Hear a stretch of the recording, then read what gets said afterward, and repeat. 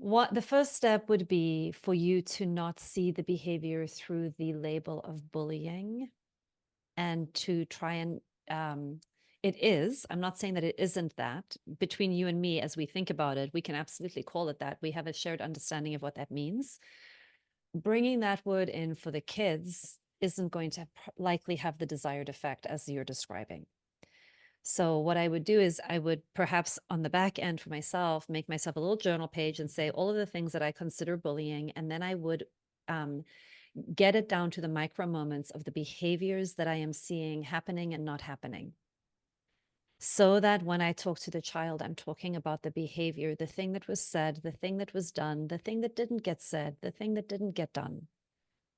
Because that's a concrete way for the child to be able to see a path out of it. If I go to a child and say, you're being a bully, I've made it about their character. I've made it about their sense of self. It's going to be painful.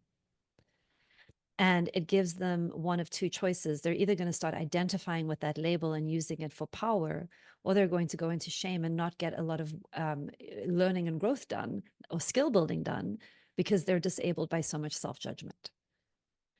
So what we want to do is we can use these diagnostic labels, in my opinion. I have no problem with diagnostic labels depending on the function of them and how they're being used.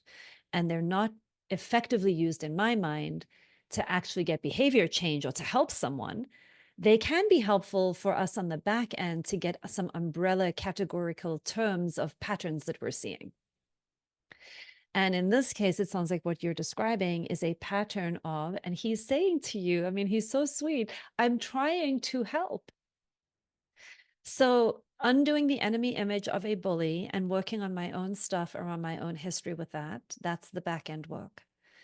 Also coming up with the neutral observations of what is and isn't happening, and then being able to describe for the child what I want to be hearing and seeing, so that the images that I'm putting into their mind are proactive, positive images of what they are capable of doing and what I'm wanting them to think about doing. If they could think it up on their own, they would have. And I would acknowledge that what I'm seeing in this child is a repetition of what the child has learned from other authority figures in their lives. They are simply doing what has been done to them. So I'm getting insight into how the child is being parented. And then I, like if we're looking at a family system, then I also want to help the parents. Now, that's beyond the scope of your question and what it is that you're asking, which is, in this moment, I see these behaviors and my alert systems go off.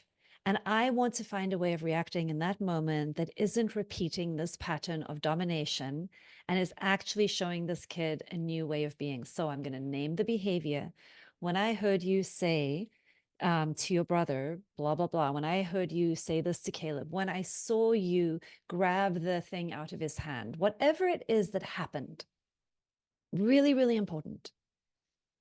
I felt some worry because I care for both of you. And it's really important to me that we treat one another with care. Is that important to you too? Can you tell me a little bit about why you did that? I'm first going to help the older child become aware of himself. What's happening for you, 10-year-old? What were you feeling? What were you trying to do?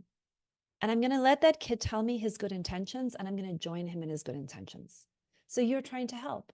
Tell me more about that. What are you trying to help him do? Where do you see the danger? What are you worrying about? What are you concerned about? What are you trying to teach him? What's important to you right now? In his 10-year-old little way, he's going to start telling me.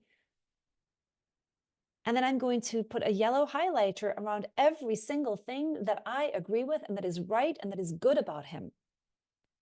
And then I want to help him see how grabbing the toy, did that get the effect you wanted? Did that work for you? Is the thing you're doing meeting your own needs to accomplish the thing you're telling me you're trying to accomplish? Let me help you think of some new ways where you can actually do the thing you're intending to do. That's guiding, that's teaching, that's coaching. That's believing in the goodness of the child and understanding it's a developmental level. And he's learning. He's a little one. He doesn't know better yet. He's not a bully yet. If you want to get this person into 40 years old and a pattern of behavior that they feel entitled to, and they're not willing to examine, and they're not learning anymore, and they're entrenched and entitled in the behavior, and they enjoy the suffering of others, okay, fine, we can call that kid, that grown up, right? But I'd be very, very careful of the labels with young people, because a lot of what we're seeing is normal human beings trying to figure out normal power dynamics and needing really good guides to help them become conscious of themselves and others. I I have a belief, I don't know if it's true, that you probably have a really good relationship with this kid, and you can go back and have more conversations and repair and learn together. And that kind of learning together is part of the modeling that is needed. We need cultures where we are all in a continual learning process together, where we don't think that we've now grown up, we've arrived, we have all of the truths, we know what is right and wrong, and now we're going to go and impose it through force on everybody else. Like, that is a toxic consciousness. So the part of you that would go back to him and say, I was thinking a little about that, that interaction you and I had, and then I said this, and you said this. Do you remember that? It was kind of painful for me. I've been thinking a lot about it because I care about how that impacted you. How was that for you? Is there something for us to talk about? I've been thinking more. I want you to know, I don't think of you as a bully. I think what happens for me is I get scared, and I want everybody in that moment to be protected. And I'm remembering how it felt for me when those things happened to me as a child, and I really want to help. And then I come in and I'm doing the same thing, kind of like what you were doing with him. You really wanted to help, and you kind of did something that was happening to you. And I just love the fact that you and I can talk about this together and learn together and help each other do this differently. I really want you to know that I've got your back. I really see how great you are. I get your intention to protect, and mine was too. And sometimes in my intention to protect, I made you feel bad. And in that way, you were trying to protect and you made him feel bad. And let's think together, what could we do differently that actually is inspiring for people or feels safe for people? How would you have liked me to say that differently?